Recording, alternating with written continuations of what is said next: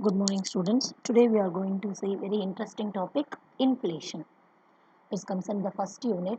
Actually, generally, I would like to speak about inflation in the sense continuous price rising. Okay, the price of the product continuously increases means that is called inflation.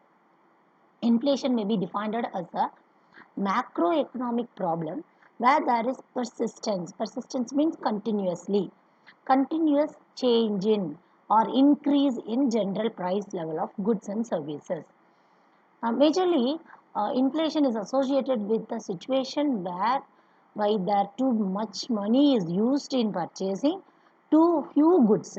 That is too much money chasing too few goods. This is because during inflation, money loses its value. That is very important. Why inflation is playing a vital role in economy? Because it is fully related to macroeconomic asset. Macroeconomic, it will be talking about uh, the whole of the economy. Whole of the economy in national income, it will speak. GDP, it will speak. NNP, it will speak. So all these things comes under in the macroeconomy. Automatically, these inflations playing a major role in the fluctuation of economics. Okay. Let me explain what are the types of inflations. There are major types of inflations are creeping inflation. This type of inflation is also referred as a crawling inflation. So maximum the price level will be changed, but it is not going to be a vast change. It is a small changes like 2 to 3%. Okay, this type of inflation is considered a healthy or harmless for the economic growth. It will not affect the economic growth because firms and household can plan more economic investment so that it will not affect because very 2 to 3 percentage only, no, so it will not affect more. Okay, when these type of inflations experienced, there will be induce or encourage investment and aggregate demand for the goods and services. Suppose this prices will be increased also, what you will say, even it is increased, so we want to earn more money, like that the thought will come.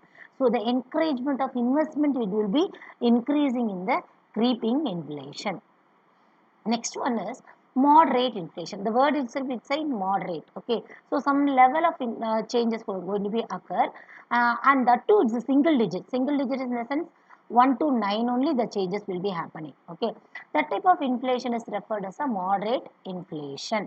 It is not harmful like our creeping inflation. Like this is also not going to be harmful to the economy.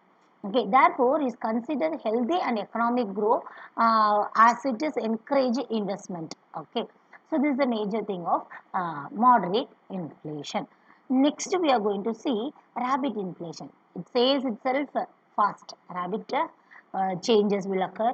Okay, this type of inflation is also referred as runaway inflation, and it occurs when the general prices increases between 9 to 20.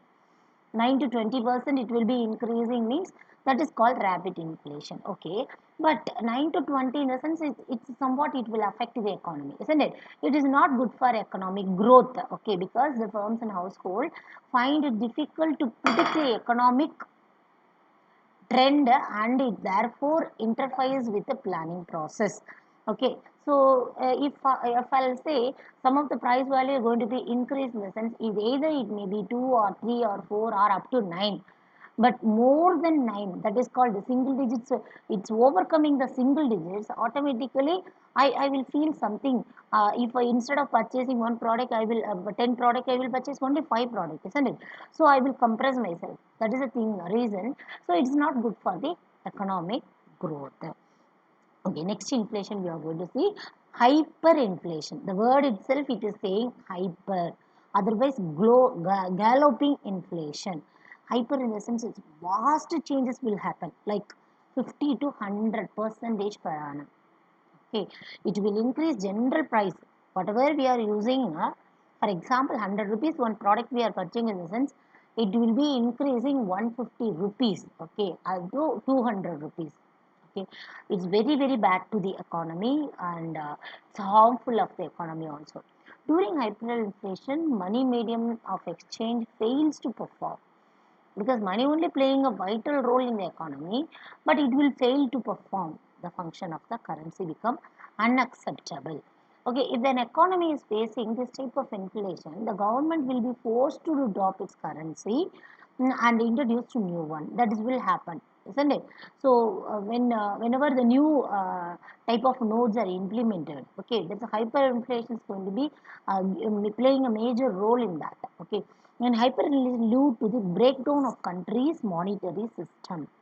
It occurred in Germany 1923, one example, where the prices rose by 250 percentage just in 1 month. It was increases.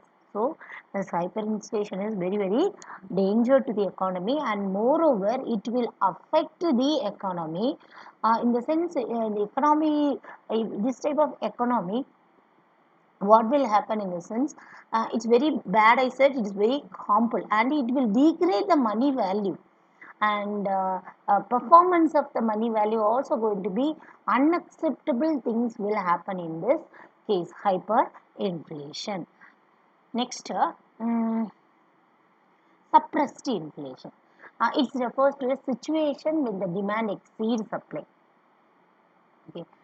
Some of the products supply is very less, but the product requirement is more. Okay, that is what demand is exceeding the supply. That time the suppressed inflations will be happening, and then effect of prices minimized through the use of instruments such as price control and rationing. So it has to be minimized through the use of instruments. In these instruments, if the product price is continuously increasing, means the government they will take initiation steps and it will be distributed in the shops, ration shops. Okay.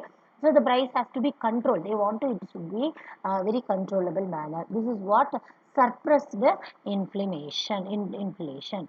Next, we are going to see stagflation. Stagflation, in a sense, this is the combination of high employment and economic stagnation. The word itself it says no. Okay, the combination of high unemployment. There is no employment opportunity in the country. Okay, and economy is also stagnant in one particular place. It will not move up and down. So this stagnation will cause one inflation. That is what stagflation.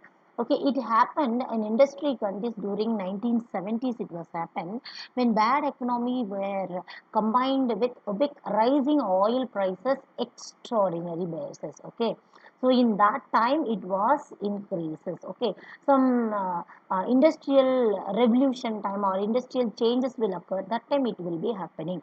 Clear? Expected inflation. Very very easy. When the firms and employee negotiate wages, when companies set their prices, they can consider what inflations might be the period ahead.